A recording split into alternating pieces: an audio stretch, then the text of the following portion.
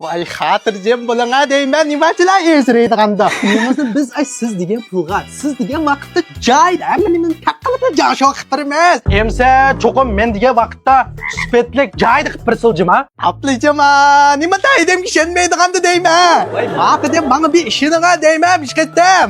Men degan mada 36 yillik unamen do'stam deyman. Bundan 70%dan hozirli birsiz atlish tushimizjima. Ma gapning jeni bor. Ustina.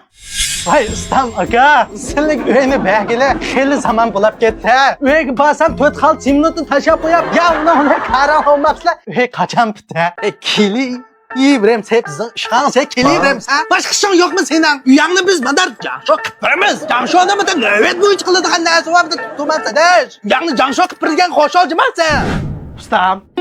Mush uyni taxminan necha kunda bitirib qulamga berasizlar? Voy xotirjam bo'laqa, uyni uni buni qilib, oldikayni 45 kunda uyimizda pachat, uy chigidekli qilib turishga. Shenchim ba. Voy ems bo'ladi ekan. Bo'ladi bu.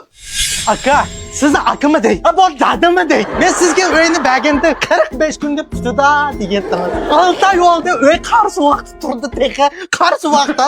Ejab xo'shamqanmi dey sen bilan. Ejab xo'shamqanmi dey. Kalangni dad yo'qda. Bu 45 kunda deb 45 kunda bitirib turgan shu ham bir janxoda. Men ya nima bo'lmasam, men qadar 45 kunda bitirib turibman. Bu tumansa chipto degankan. Ta'maymi deymidoq biz. Aman bir kun qilib dedim ya sana. Kim? Ben işten unlayma bu. Qanday qildi? Sizga mana xotirjam bo'lishimiz uchun to'xtamga butun siz degan men degan gapdan hammani yezib, chiroyli to'xtamdan bishini yezishib etmaylimi? Voy bulud aka chatak yo'q. To'xtamdan men sizga tayyorlik qilib qo'ygan. Mushunga qo'l qo'yversingizlar buludda. Aka, endi vaqtida 45 kunda bitdi deb mana to'xtamga aniq yezmagansiz. İmzoyingizmi ayna bir ko'ring ha to'xtamni. Nima? To'xtam? Sen mushunda quruq to'xtam qog'oz bilan meni qo'rqdimiz deb qaldingmi? Bunda ishqanda bizdan bunda quruq qog'oz g'azabchi. Sen deb qo'yay, qo'lingning kagini qil. To'xtamdan bir bag berib asqasan qil. Men senga Canşo qilmayman dedim. Qipirma. Lekin qachon qipirishimni yuzab bilmayman. Ukam. Mush men rasli gap qilaman, mush uy vaqtida putemdi, yo'qmi?